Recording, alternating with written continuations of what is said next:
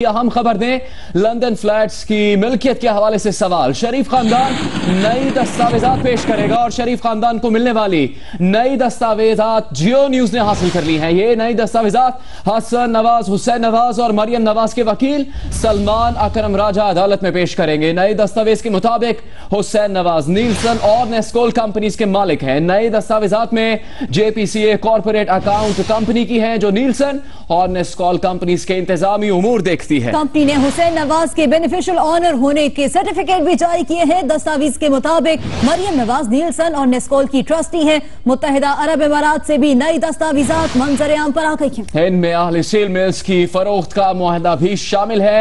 ये मुआहदा Dubai courts और वजारत खारजा से तस्दीक शुदा है। बात करेंगे जियो न्यूज के डायरेक्टर न्यूज राना जवाद से। राना साहब, क्या कुछ इन कागजात, इन दस्तावेजात के हवाले से सामने आया है?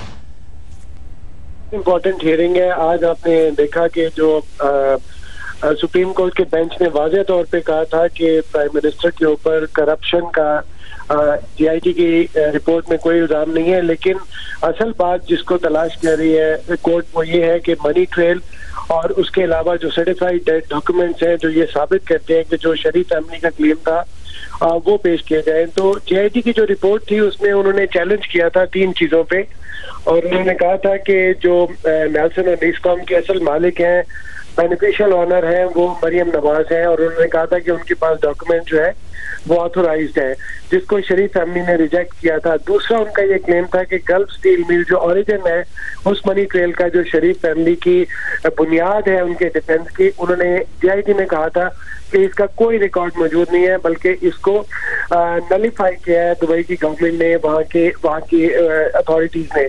और तीसरा उनका ये इल्जाम था कि जो स्क्रैप की मूवमेंट थी गल्फ स्टील मिल की, उसका कोई सबूत नहीं है दुबई की गवर्नमेंट के पास। कल सलमान अकरम राजा, जैसे सलमान अकरम राजा साहब ने कहा था अदालत में कि अगर यही नुक्ता है तो कल हम आपको वो डॉक्यूमेंट्स पेश करेंगे जिसको चैलेंज किया था जीआईटी ने।